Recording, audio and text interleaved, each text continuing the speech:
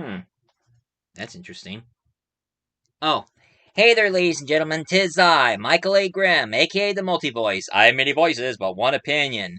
In my last review of Planetary, Elijah Snow discovered that the Four had done something to his mind and he forgot about his past. So now these are the stories that's going to take place in his past. So, let's start off with three more issues. Issue 13, 14, and 15, shall we? So, let's dig with the rest, shall we? A long time ago, it takes. Now, in his memories, he remembered that he was in Germany in 1919. Hmm. And Elijah Snow was walking up to this castle in Germany. And of course, as it turns out, that this castle was owned by none other than Frankenstein. You know, the mad scientist who created a living corpse. And he was getting some of the information to a certain French character is none other than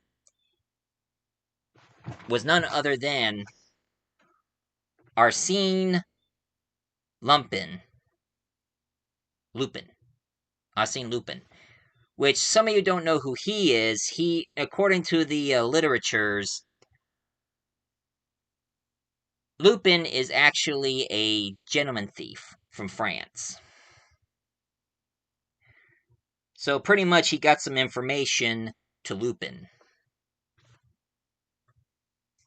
One thing I forgot to mention, folks, that this issue talks about.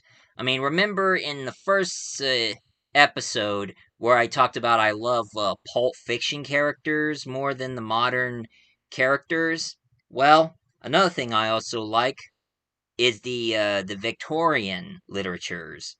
I love the Victorian stories, and this is why this one's going to involve most of the Victorian characters. And as it turns out, Adrian Snow showed up in Frankenstein's lab, and he sees these giant pods, and he accidentally hits something, and these lizard-like creatures came to life and was about ready to attack Elijah. But of course, his snowing ability, one of the lizard creatures grabbed his leg and it froze him. So he shattered every single one of them and bashed one of them with one of his frozen hand. And when he pulled a lever, this is what the Frenchman he mentioned, which is Lupin, told him about. Told him about the map of the world. Turns out that Frankenstein had a map of the world. So now, the next place he has to go to is he has. I mean, he had to wait until 1920 in London, England. Got some inform, and of course, it turns out he got some information from the Invisible Man, and of course, all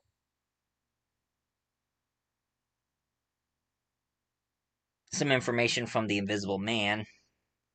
London in the 20s looks pretty strange, so he has to bust through the door with his icy cold ability, and there he meets one of the most iconic Victorian literature characters.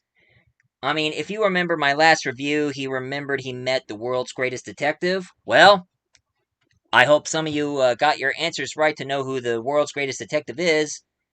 And the world's greatest detective is none other than Sherlock Holmes. I have the Dynamite Entertainment, and I've reviewed this book before. But yeah, turns out that Adrian Snow's teacher was, of course, the legendary Sherlock Holmes. And of course, he goes through Sherlock Holmes' library of his books, and then he started mentioning a couple of other characters that was involved in the Victorian era. Besides the Invisible Man, he also talked about Rupert the Conqueror. and also Karnak, the Ghost Finder. I'm surprised that Alan Moore didn't even mention those characters in his League of Extraordinary Gentlemen. Since I reviewed League of Extraordinary Gentlemen, and this one was filled with Victorian literature characters in this. Oh well. And yeah, the same Invisible Man from the League. Oh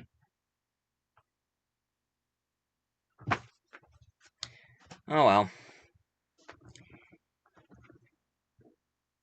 And while he was going through the books, all of a sudden, he come across Dracula. And it turns out that Elijah told Sherlock Holmes not to bring somebody else. He shouldn't have had to bring bring Dracula with him. But sadly, Sherlock Holmes didn't bring Dracula with him. The agency wanted to bring Dracula with Holmes. Hmm. And of course, Elijah Snow, going face to face with Dracula, Dracula was about ready to attack him until he froze him. He turned him into ice, and he walked up to him and kicked him right in the balls while he was frozen. And his balls got, as you can see here, kicked him right in the balls. And one piece of him just.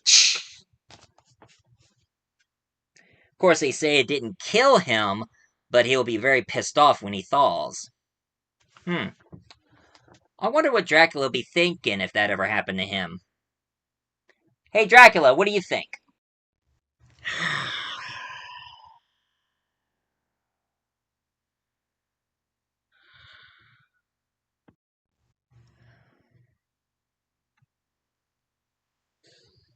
Hmm. So that's what I did in Planetary? I stayed in Sherlock Holmes's house, and I was about ready to attack Elijah Snow, and one thing he did, he froze me and kicked me in the balls? I hate it when that happened. And of course, being a vampire, if it was permanent, I would have been super pissed. And do not forget, I am a count. But that doesn't mean anything because in today's century, titles don't matter. But if that ever happened, if that would have been permanent, I would have been pretty pissed. And of course, I even remember in the book, I wasn't being respected as a lord of all vampires. I had to hide in the sewer living off rats. That would have made me turn into Nosferatu. Count Orlok. Ah. And I also heard there was a certain Lady of Van Helsing. I guess Van Helsing had a daughter and taught her how to be a vampire hunter.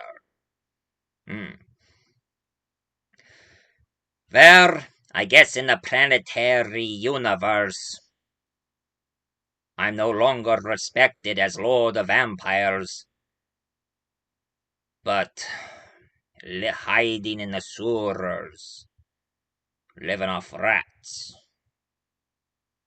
At least other comic book universes treated me with some respect.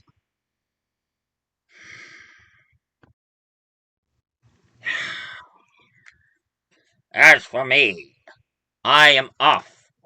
Since I heard Halloween is coming, it's time to get the holiday going. So any of you should be going trick or treat. If not,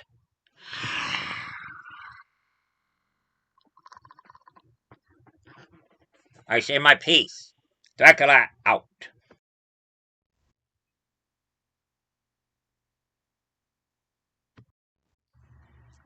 Well, thank you, Dracula. At least one of my characters is keeping the holiday going.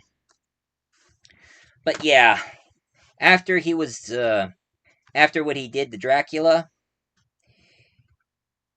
Sherlock Holmes found him to be very extraordinary.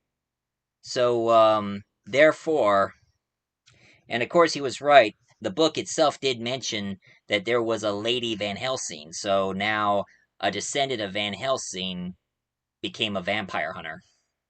I don't know if they're mentioned. I mean, this is from Wild Storm, which used to be independent until DC on the rights. So the only female vampire hunter who's a descendant of the Van Helsing family is Rachel Van Helsing from the Marvel comics, but that's it.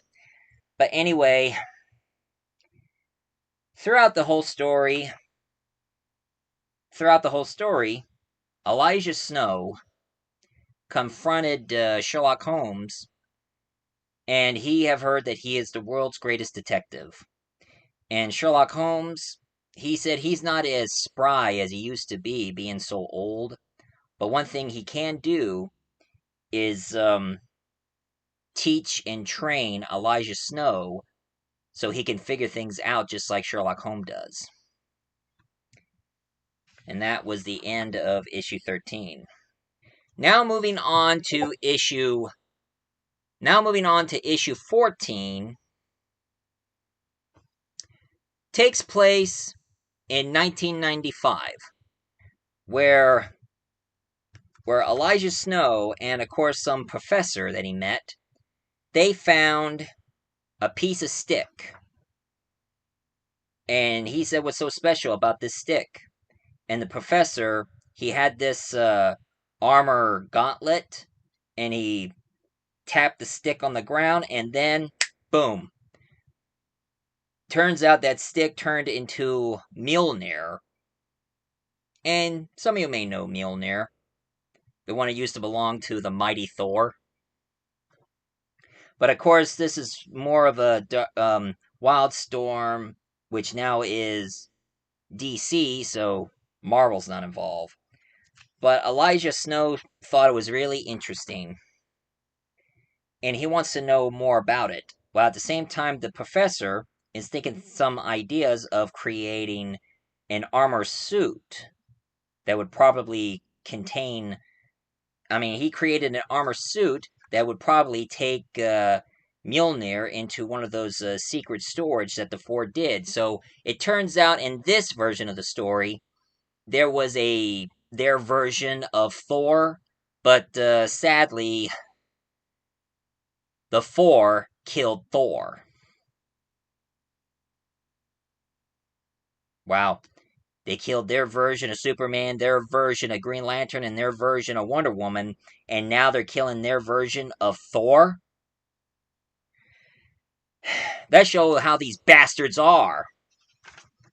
So anyway, Elijah Snow got into an armor and decided to let the hammer take him to where that hammer came from.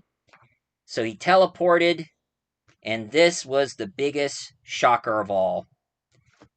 This is the Four's storage, where they keep all the antiquities of all the heroes' weapons and all their body remains. Look like they killed them in that spot and steal their weapons and other things and left their body to rot. That's why there's so many skeletons on the ground, while all their weapons are floating in the air.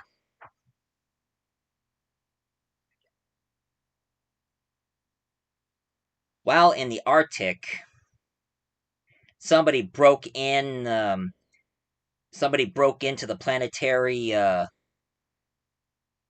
hideaway, and it turns out it was Kim Sakine, the evil version of the Invisible Woman. Turns out she wears the goggles to help her stay invisible, because if she goes invisible, she goes blind. She can't do anything, so that's why she wears goggles. Then all of a sudden, somebody really fast took her goggles, which I think it might be Chiquita, the speedster. So Kim decided to create an invisible force field with spikes, but one of their fallen members Ambrose Chase showed up and using his sonic wave, destroying her force field and passes her out. Now Chiquita has called Drummer here to get some more information so they can find a way to stop them. And then all of a sudden, their evil version of the Human Torch, which is William Leather, he shows up. But of course, Chiquita knocked him out.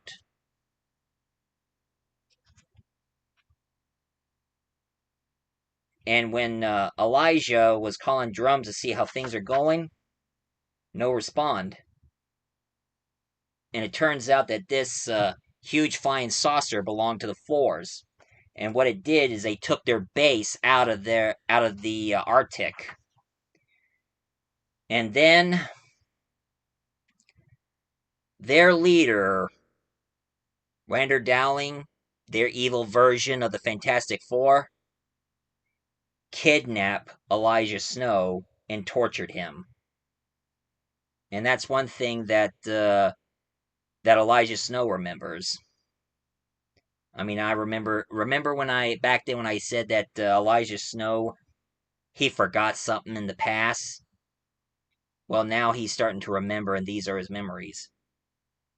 He went into London in the 20s, getting trained by Sherlock Holmes. And another part of his memory, Randall, he decided to keep the Planetary around because he likes them. But one thing he will do is wipe out Elijah Snow's memory, made him forget that he was in charge of the Planetary, and even threaten the team if he ever remembers, he will wipe out the team in a snap. What an asshole. And that's what happened. That's why Elijah didn't have any memory until now. And now some of his memory has come back.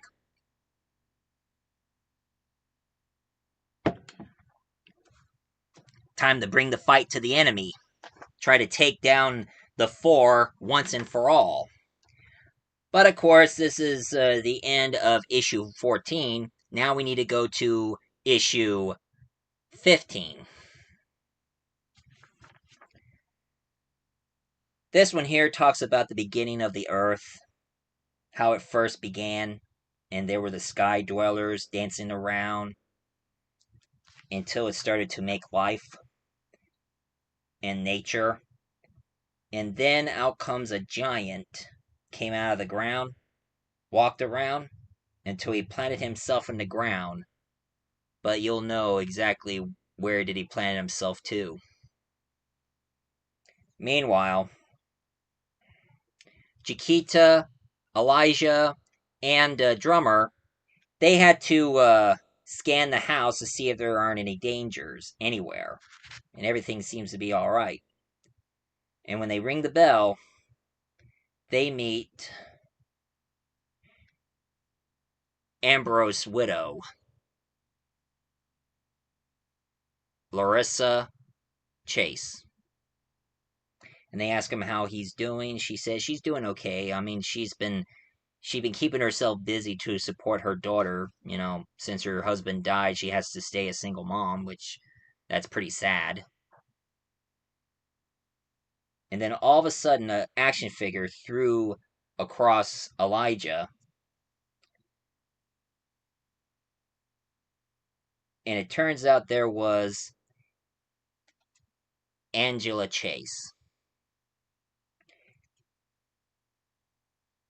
And I guess she must have idolized superheroes because she has a blonde Barbie-like doll with a red cape. Wasn't there a Super Barbie somewhere? Or maybe the Barbie version of Supergirl, I guess. But anyway, after they're done with the conversation with Ambrose's child and widow, they got back in their limo.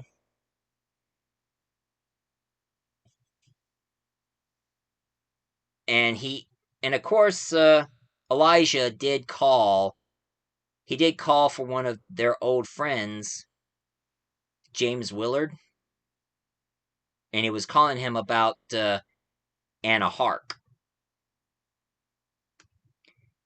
and got some information from that. And then he walked all the way to meet the Pulp Fiction character, who is like similar to Doc Savage, but not the same.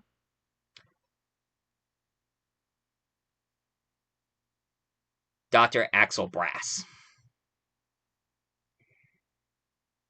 And Elijah and Axel started talking about all the information that Axel know.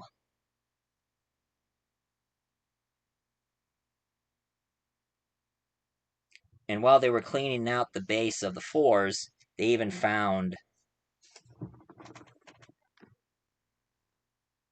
the Planetary Guidebook in 1943.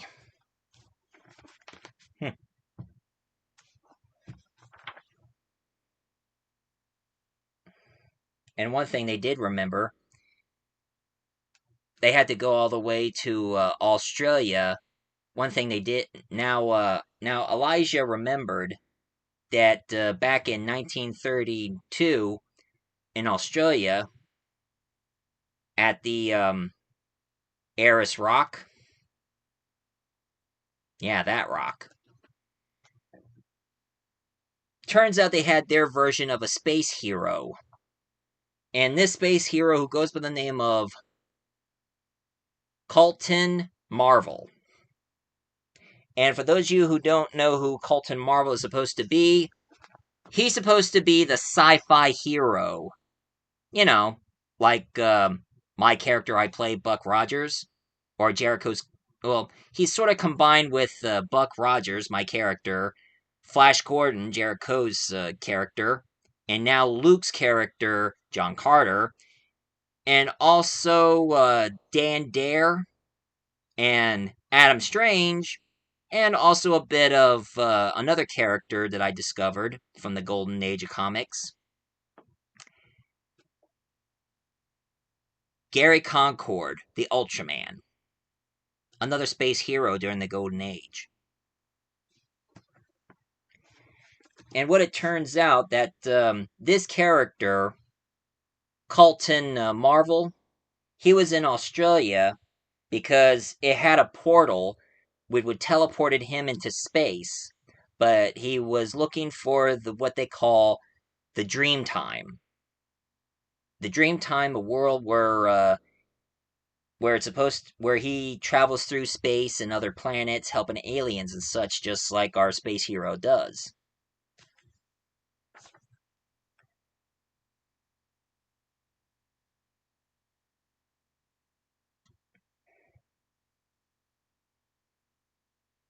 And of course, that's where he's supposed to meet those sky dwellers. But during the time, the Four showed up on Eris Rock, about ready to open the dream world and try to invade.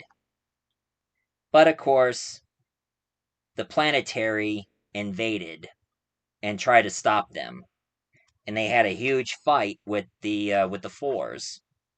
And even they thought of a better idea. Instead of instead of using it to open the door of the dream time, they're going to use it to open the door of the bleed. Sort of a Lovecraftian alternate universe. Well, at the same time, they're all battling against each other and fighting.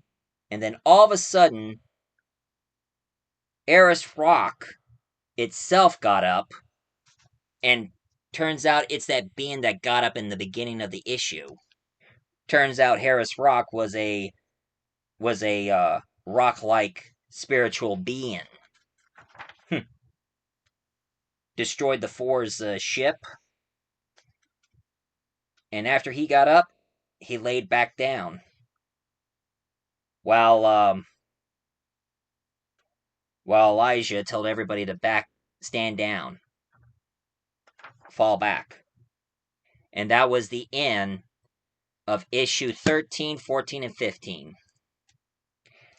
And this would be, and now this is where I'm going to hold off Planetary for today because, like I said, October is coming. And you know what that means? Well, besides October 14th, my audio adaptation of Justice League and the Looney Tunes going to show up. So you guys better stay tuned to that because because October 14th at noon, that's where it's going to be premiered. So you better get yourself ready to check it out when it comes in October 14th. But besides that, there's a certain thing I want to celebrate in my channel, and it's none other than Halloween, ladies and gentlemen. I'm the multi-voice reviewer. I remember so I can jog your memory.